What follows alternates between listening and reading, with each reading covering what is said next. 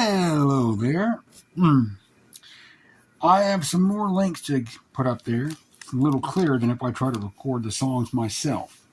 The artists today are the Collins kids, the Rockabilly kids, Larry and Lori. I think her name was Laurencia, and I think her parents probably wisely decided Larry and Laurencia Collins might be a little bit over the top. I once knew a Michael and Michaeline, not quite, a little silly to move that close.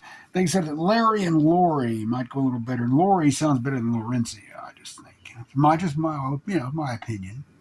Anyway, they never really had the career they should have, but throughout the 50s, maybe early 60s, they had some hits and appeared on some talk shows. Played guitar, too, yeah. And Lori Collins could stand up there with Wanda Jackson pretty much any day if she wanted to.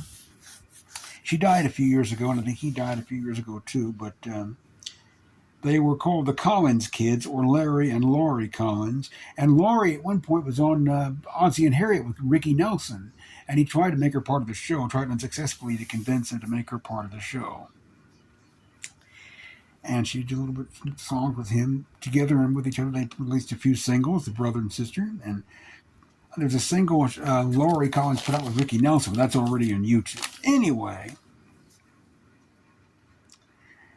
I'm going to put out some links to some songs that are not there. The Collins Kids, I Wish, Are You Certain, and Pied Piper, Poodle.